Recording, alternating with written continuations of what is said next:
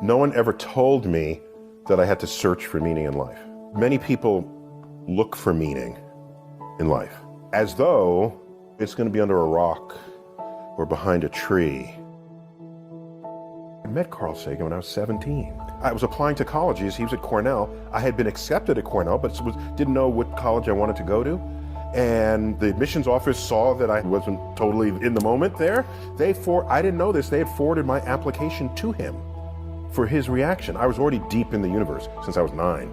And he sent me a letter.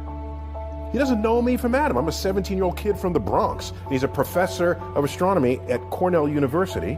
And I get this letter and I open it and it says, I understand you like the same stuff I like. Do you want to come visit the campus to help you decide if you want to go to Cornell? It was like, whoa, now he hadn't done Cosmos yet, that's how old I am, but he was already famous. He'd been on The Tonight Show and, and had best-selling books. So I took him up on it. I took a bus up to Ithaca, New York. He met me outside his building on a Saturday, invited me up to his office, saw the lab. I'm there in front of him. He did something really cool. He reached back, didn't even look, grabbed a book off the shelf. It was one of his books. I thought that was a badass thing. Don't even have to look. That's one of my books, yep. Okay, here. And he signed it to me. Neil Tyson, future astronomer, signed Carl. But that's only the half of it. Later in the day, I'm ready to go back to New York. It begins to snow, as it does often in December in Ithaca. And he says, here's my home number. If the bus can't get through from the snow, spend the night with my family and go back tomorrow. I'm thinking, who am I? What? I'm nobody. But I was somebody to him. And I said to myself, if I'm ever as remotely famous as he is, I will treat students the way he has treated me. No one ever told me that I had to search for meaning in life. Many people look for meaning in life as though it's going to be under a rock or behind a tree.